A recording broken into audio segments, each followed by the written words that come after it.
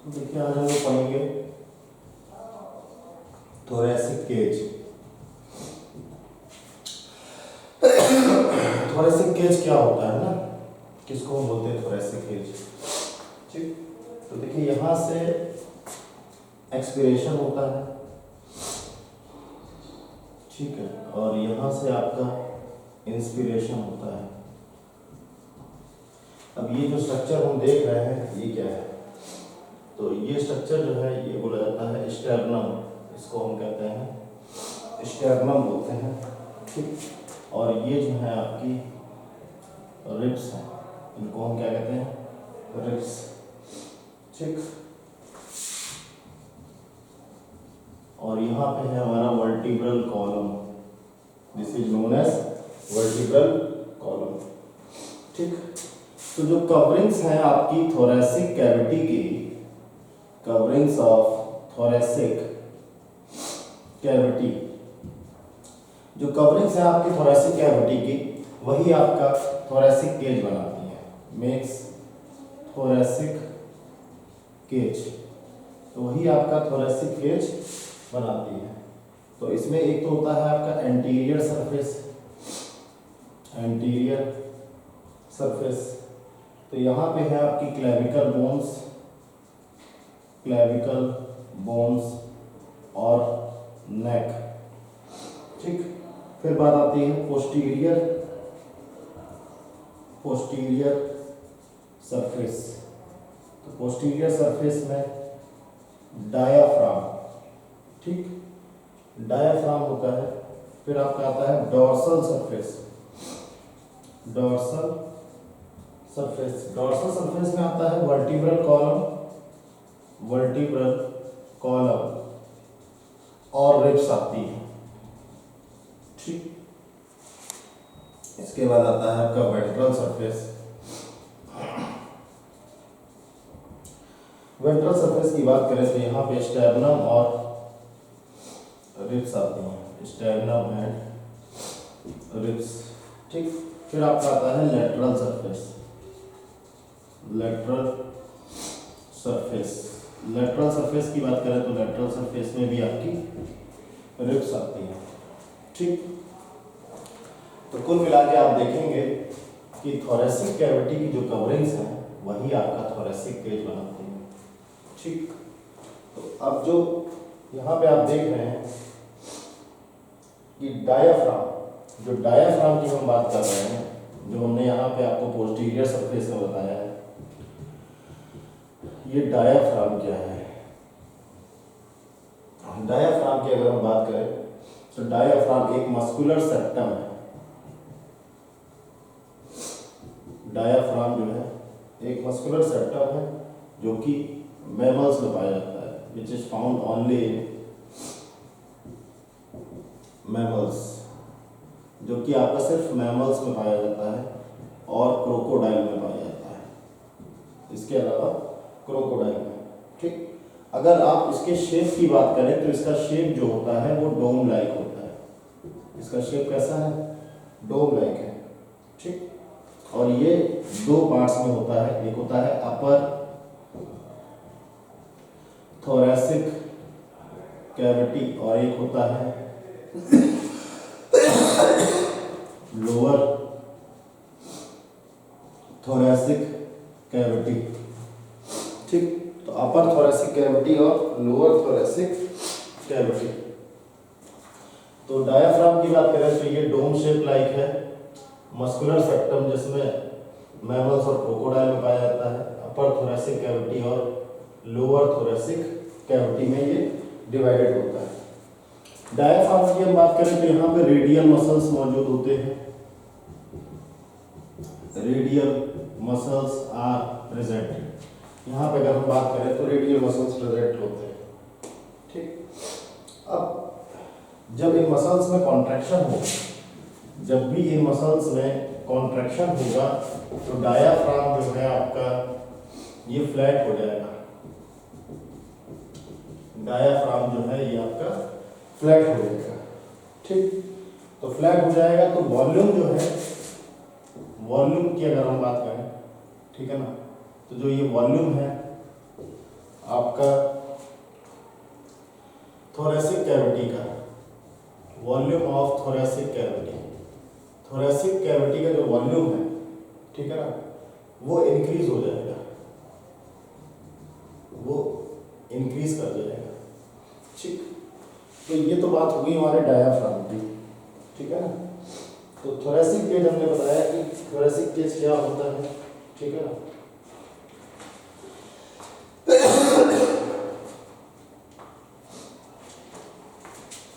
ठीक, तो अब बात आती है मैकेनिज्म ऑफ ब्रीथिंग की, कि आखिर में ब्रीथिंग का मैकेनिज्म कैसे चलता है। मैकेनिज्म ऑफ ब्रीथिंग, ब्रीथिंग का मैकेनिज्म कैसे होता है, ठीक है ना। तो ब्रीथिंग आपकी दो तरीके से होती है, एक स्टेज है आपकी इंस्पिरेशन और एक स्टेज है जिसको हम बोलते हैं एक्सपीरेशन। इसीलिए मैंने आपको ये स्ट्रक्चर बना के दिखाया कि ये जो आपका थोरेसिक केज है, यहाँ से इंस्पिरेशन हो रहा है, नीचे की तरफ एक्सपीरेशन हो रहा है। ठीक, तो दो स्टेजेस होती हैं, इंस्पिरेशन और एक्सपीरेशन। इंस्पिरेशन में एटमॉस्फेरिक एयर जो है वो ड्रॉन इन होती है, अंदर आती है, और यहाँ पे जो एटमॉस्फेरिक एयर है ये आपकी ड्रॉन आउट, ये बाहर जाती है, ठीक है ना। तो यहाँ पे एल्वियोलर एयर जो है रिलीज्ड आउट, एल्वियोलर एयर की बात करें तो एल्वियोलर एयर जो होती है वो आउट रिलीज हो जाती है। ठीक, तो इंस्पिरेशन कब होगा, कब इंस्पिरेशन होगा? इंस्पिरेशन कब होगा? जब लंग्स के अंदर जो प्रेशर है, जिसको हम कहते हैं इंट्रा पल्मोनरी प्रेशर, इस प्रेशर को हम कहते हैं इंट्रा पल्मोनरी प्रेशर। ठीक, ये लेस होगा एटमॉस्फेरिक प्रेशर से, ये लेस होगा एटमॉस्फेरिक प्रेशर से। उस कंडीशन में आपका इंस्पिरेशन की प्रक्रिया होगी, उस कंडीशन में जो है इंस्पिरेशन की प्रक्रिया चालू हो जाएगी। ठीक,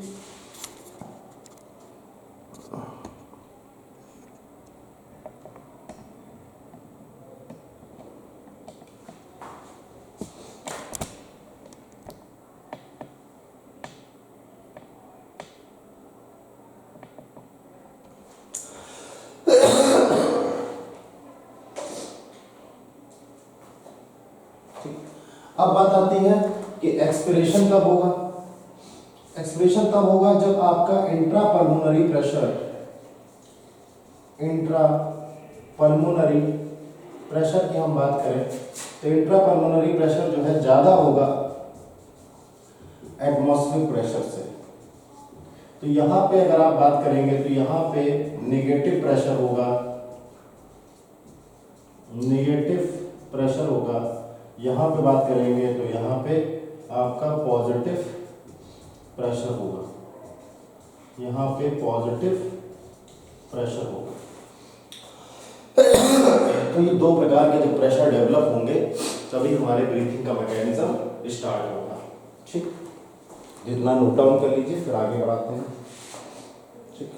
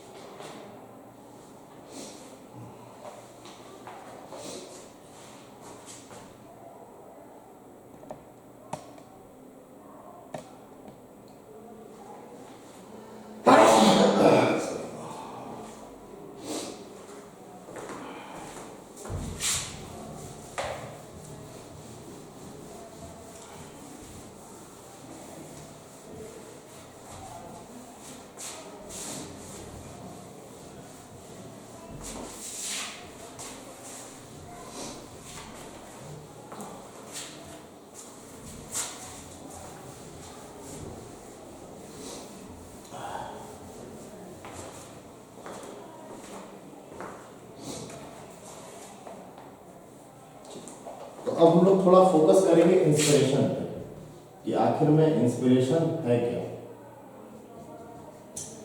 ये जो इंस्पिरेशन है इससे हम क्या समझते हैं। ठीक, तो इंस्पिरेशन पहली बात तो ये समझिए कि it is an active process, ये एक एक्टिव प्रोसेस है। ठीक, कितना समय लगता है इंस्पिरेशन में? नॉर्मली अगर हम बात करें तो नॉर्मली ये 2 सेकंड लेती है, normally it takes 2 seconds. Normally अगर इंस्पिरेशन की हम बात करें तो नॉर्मली इसमें 2 सेकंड से ज़्यादा नहीं लगता है। ये हमारी इंस्पिरेशन की प्रक्रिया है, ठीक है ना। तो इंस्पिरेशन के समय होगा क्या? इंस्पिरेशन के समय होगा कॉन्ट्रैक्शन। कहाँ पे कॉन्ट्रैक्शन होगा? कॉन्ट्रैक्शन होगा आपका डायाफ्राम में। कॉन्ट्रैक्शन जो है डायाफ्राम में होगा और एक्सटर्नल इंटरकोस्टल मसल्स में होगा। एक्सटर्नल इंटरकोस्टल मसल्स में, ठीक, अकर्स, ठीक। तो पहला पॉइंट है it is an active process. दूसरा point normally it takes 2 second, 2 second लेती है। और यहाँ पे कॉन्ट्रैक्शन होता है डायाफ्राम और एक्सटर्नल इंटरकोस्टल मसल्स में, ठीक। डायाफ्राम की अगर हम बात करें तो डायाफ्राम जो होता है, डायाफ्राम की हम बात करें तो डायाफ्राम जो होता है वो फ्लैट हो जाता है। डायाफ्राम कैसा हो जाता है? फ्लैट हो जाता है और ये पुश हो जाता है एब्डोमिनल कैविटी की तरफ and is push towards abdominal cavity. तो ये आपका एब्डोमिनल कैविटी की तरफ पुश हो जाता है। ये ऐसा होता है आपका इंस्पिरेशन की प्रक्रिया के दौरान, ठीक। अगर आप स्टेर्नम की बात करें तो स्टेर्नम जो है इस प्रक्रिया के बाद वेंट्रल और एंटीरियर डायरेक्शन में चला जाता है, moves towards ventral and anterior direction, sorry, ventral और एंटीरियर डायरेक्शन में चला जाता है। अगर हम रिब्स की बात करें तो रिब्स आपकी आउटसाइड मूव कर जाती है। रिब्स की बात करें तो रिब्स आपकी आउटवर्ड मूव कर जाती हैं, ठीक, और वेंट्रल साइड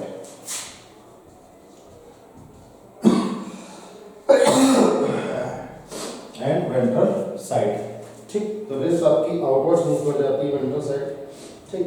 इन सब के रिजल्ट की वजह से, अगर इन सब का रिजल्ट आप देखना चाहें कि रिजल्ट क्या होगा,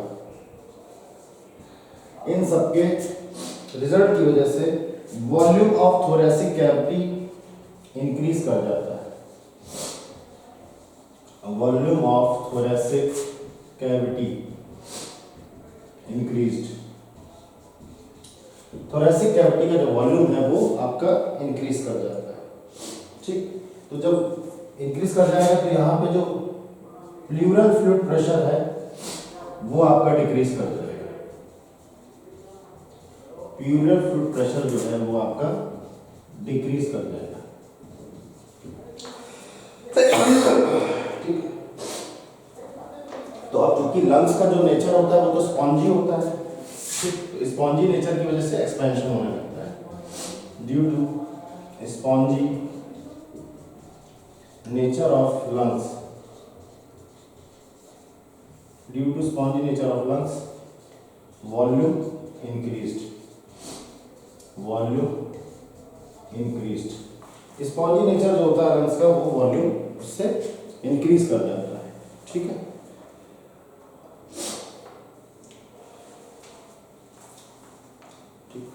अब बात आती है एक्सपिरेशन की। एक्सपिरेशन क्या होता है? तो इंस्पिरेशन मैंने आपको बताया कि एक्टिव प्रोसेस है, 2 सेकंड लगता है। कॉन्ट्रैक्शन जो डायाफ्राम में और एक्सटर्नल इंटरकोस्टल मसल्स में होता है वो होता है। डायाफ्राम जो है वो फ्लैट हो जाता है और पुश हो जाता है एब्डोमिनल कैविटी की तरफ। स्टेर्नम की हम बात करें तो वेंट्रल और एंटीरियर डायरेक्शन की तरफ मूव करता है। रिब्स आउटवर्ड और वेंट्रल साइड मूव कर जाती हैं। इस रिजल्ट के अनुसार थोरेसिक कैविटी का वॉल्यूम इंक्रीज हो जाता है, प्लूरल फ्लूइड प्रेशर जो है लंग्स में डिक्रीज हो जाता है और स्पॉन्जी नेचर लंग्स में होने की वजह से वॉल्यूम इसका इंक्रीज करता है। अब दूसरी जो प्रक्रिया आती है उसका नाम है expiration, this is known as expiration. इसको हम कहते हैं एक्सपीरेशन, ठीक। इसमें 3 सेकंड लगता है, 3 सेकंड का समय लगता है, ठीक। और ये पैसिव एक्टिविटी है। अगर इसकी हम बात करें ये पैसिव एक्टिविटी है, ठीक। यहाँ पे अगर हम बात करें कि एक्सपिरेशन के दौरान, ड्यूरिंग एक्सपिरेशन कॉन्ट्रैक्शन नहीं होता है। Contraction of muscles do not take place, contraction जो होता है वो नहीं होता। ठीक, तो एक्सपिरेशन के दौरान अगर हम बात करें, ड्यूरिंग एक्सपिरेशन, ठीक, यहाँ पे जो रिलैक्सेशन है डायाफ्राम में, रिलैक्सेशन इन डायाफ्राम, ठीक, डायाफ्राम में जो रिलैक्सेशन है और external intercostal muscles, external intercostal muscle वो होने लगता है। मतलब वहां पे तो कॉन्ट्रैक्शन हो रहा था, यहाँ पे अगर आप देखेंगे तो रिलैक्सेशन हो रहा है डायाफ्राम में। यहाँ पे मैंने आपको बताया था डायाफ्राम बिकम्स फ्लैट, यहाँ बताया था contraction in the diaphragm and external intercostal muscles occurs, ये बात बताई थी। यहाँ पे आप देखेंगे कि एक्सपिरेशन के दौरान रिलैक्सेशन हो रहा है डायाफ्राम में और इंटरकोस्टल मसल्स में रिलैक्सेशन हो रहा है। ठीक, तो अब जब यहाँ पे अगर आप देखेंगे तो यहाँ पे इसकी वजह से क्या होगा, स्टेर्नम और रिब्स की अगर हम बात करें, ठीक, ये एक्चुअल साइज ले लेती है। स्टेर्नम और रिब्स की बात करें तो ये एक्चुअल साइज ले लेती है। ठीक, तो ये दो प्रक्रिया हमने पढ़ी आज, इंस्पिरेशन और एक्सपिरेशन। ठीक, दोनों ही बहुत इंपॉर्टेंट है। ठीक, और इन दोनों की वजह से हमको होती है फोर्सफुल ब्रीथिंग, इसी की वजह से फोर्सफुल ब्रीथिंग होती है। ठीक, तो हम लोग के अंदर ये भी एबिलिटी है कि हम इंस्पिरेशन की स्ट्रेंथ और एक्सपिरेशन की स्ट्रेंथ हम इंक्रीज कर सकते हैं। हमारे अंदर ये ताकत होती है कि हम जितना चाहे इंस्पिरेशन कर सकते हैं, जितना चाहे एक्सपिरेशन कर सकते हैं, एक कैपेसिटी की लिमिट के अंदर ये चीज़ हम कर सकते हैं। ये हमारे अंदर वॉलंटरी है, ठीक है ना। तो इसके लिए हमको मतलब एडिशनल मसल्स की हेल्प से हम इस चीज़ को कर सकते हैं, यानी इसके लिए हमको एडिशनल मस्कुलर पावर चाहिए। ठीक, ये चीज़ हम कर सकते हैं। ठीक है, ठीक, तो अगर आप नॉर्मल ब्रीथिंग की बात करें कि आखिर में जो नॉर्मल ब्रीथिंग है उसको आप क्या बोलेंगे। नॉर्मल ब्रीथिंग की बात करें तो नॉर्मल ब्रीथिंग जो है वो आपकी एब्डोमिनल ब्रीथिंग है। नॉर्मल ब्रीथिंग की आप बात करें तो नॉर्मल ब्रीथिंग क्या है, एब्डोमिनल ब्रीथिंग है। इसको हम एब्डोमिनल ब्रीथिंग कहते हैं। क्या कहते हैं, एब्डोमिनल ब्रीथिंग कहते हैं। ठीक, इतना नोट डाउन कर लीजिए।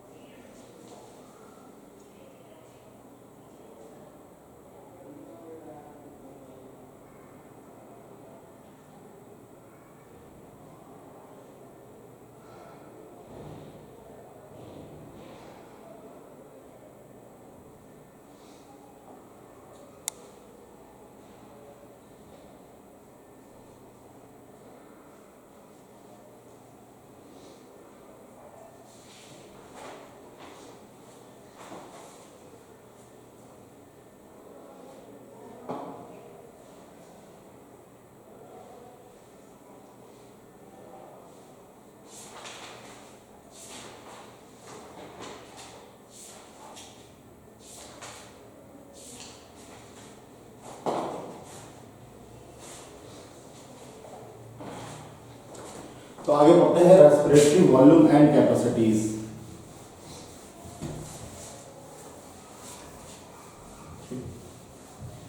नया टॉपिक पढ़ते हैं जिसका नाम है रेस्पिरेटरी वॉल्यूम एंड कैपेसिटीज।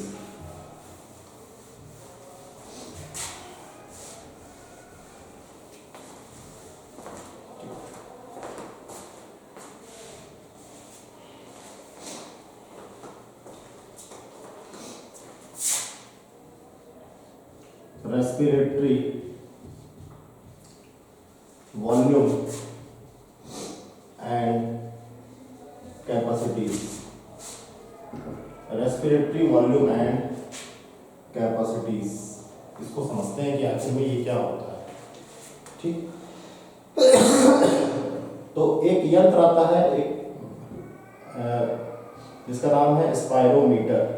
इसको हम क्लिनिकल पर्पस के लिए यूज करते हैं।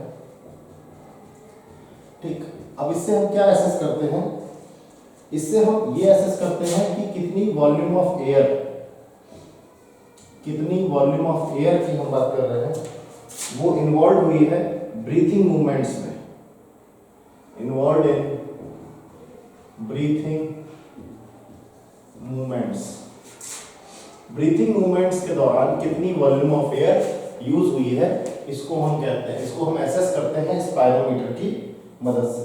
ठीक, तो क्लिनिकल पर्पस और पल्मोनरी फंक्शन, देखिए लंग से जुड़ी हुई कोई भी बात है तो वो पल्मोनरी बोला जाएगा। पल्मोनरी डिपार्टमेंट भी होते हैं, हॉस्पिटल्स होते हैं, स्पेशली लंग्स और चेस्ट के लिए होते हैं। तो ये पल्मोनरी फंक्शंस के लिए, क्लिनिकल पर्पस के लिए, हम असेसमेंट के लिए यूज करते हैं। इंस्ट्रूमेंट है ये, इसकी अगर हम बात करें तो दिस इज एन इंस्ट्रूमेंट। ठीक, तो इससे हमको एक पैरामीटर निकल के आता है जिसका नाम होता है टाइडल वॉल्यूम। इसको हम टीवी के नाम से डिनोट करते हैं। ठीक, टाइडल वॉल्यूम क्या है? अमाउंट ऑफ एयर इंस्पायर्ड और एक्सपायर्ड ड्यूरिंग ब्रीथिंग के दौरान अमाउंट ऑफ एयर जो हम इंस्पायर करते हैं या इनहेल करते हैं या एक्सहेल करते हैं, उसको हम कहते हैं टाइडल वॉल्यूम। ठीक, इसकी वैल्यू फॉर मैन कितनी है? Value for man is 500 ml। 500 ml इसके वैल्यू है। ठीक है ना? तो पूरी वॉल्यूम ऑफ एयर नहीं पहुंचती है लंग्स तक। Whole volume of inspired air does not reach up to the lungs. पूरी नहीं पहुंचती है। कितनी पहुंचती है? 350 ml के आसपास पहुंचती है। ठीक, जो पूरी वॉल्यूम ऑफ इंस्पायर्ड एयर होती है, ठीक है ना, वो नहीं पहुंचती है। ठीक, तो जो पोर्शन आपका the portion of the inspired air, जो पोर्शन आपका रेस्पिरेटरी ट्रैक्ट में रहता है, the portion of the inspired air which remains in the respiratory tract, जो रेस्पिरेटरी ट्रैक्ट में रहता है, उसको कहते हैं लगभग 150 ml के आसपास। ये आपका ये जो आपका है, ये एक्चुअली में कहलाता है एनाटॉमिकल डेड स्पेस वॉल्यूम। इसको हम समझते हैं क्या? Anatomical dead space volume, anatomical dead space volume. ठीक, तो ये रेस्पिरेटरी जो आपका मतलब ट्रैक्ट है, the portion of the inspired air which remains in the respiratory tract is 150 ml, 150 ml के आसपास पहुंचता है। Whole volume of inspired air does not reach up to the lungs. पूरी वॉल्यूम जो इंस्पायर्ड एयर की होती है, इंस्पायर्ड एयर का जो पूरा वॉल्यूम होता नहीं पहुंचता, 350 ml तक लंग्स तक पहुंचता है, और 150 ml जो है वो आपका रह जाता है एनाटॉमिकल डेड स्पेस वॉल्यूम में। ठीक, इसके बाद दूसरा पैरामीटर आता है जिसको हम बोलते हैं इंस्पिरेटरी रिजर्व वॉल्यूम। इसको हम कहते हैं इंस्पिरेटरी रिजर्व वॉल्यूम और also called abbreviated as IRV। इसको हम IRV के नाम से जानते हैं। ठीक, तो ये है आपका वॉल्यूम ऑफ एयर, कितना वॉल्यूम इंस्पायर कर सकता है। Volume of air which can be inspired by forceful breathing. By forceful breathing जो नहीं बोलेंगे यहाँ पे, हम बोलेंगे इंस्पिरेशन। बाय फोर्सफुल इंस्पिरेशन के जरिए कितना वॉल्यूम हम अपने एक बार में ले सकते हैं, वो लगभग आपका 2500 से 3000 ml है। 2500 से 3000 ml के आसपास है। ठीक, तीसरा है आपका expiratory reserve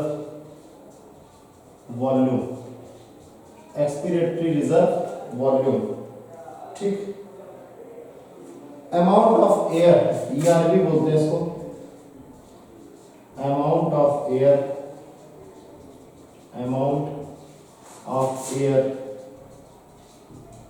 expired over tidal volume, amount of air expired over tidal volume, ठीक। by most forceful expiration, अगर हम इसकी बात करें तो ये 1000 से 1000 ml से 1100 ml है, ठीक। फिर हमारा फोर्थ नंबर पे आता है, इसको हम कहते हैं residual volume, this is known as residual volume, ठीक। Amount of air that remains inside the lungs, amount of air that remains inside the lungs, lungs के अंदर जो एयर रहती है उसको कहते हैं residual volume, this is known as residual volume. तो ये आपका 1100 ml से 1200 ml के आसपास रहती है, 1100 ml से 1200 ml के आसपास रहती है, ठीक। तो ये हमारा पूरा एक रेस्पिरेटरी वॉल्यूम का जितने भी हमारे टाइप्स ऑफ वॉल्यूम्स हैं, है ना, ये आपके टाइप्स ऑफ वॉल्यूम्स अभी हमने पढ़े हैं। कल हम लोग टाइप्स ऑफ कैपेसिटी पढ़ेंगे और ऑक्सीजन डिसोसिएशन कर्व ये सब भी पढ़ेंगे। तो ये थे हमारे टाइप्स ऑफ वॉल्यूम्स कि कितने टाइप के वॉल्यूम होते हैं, ठीक।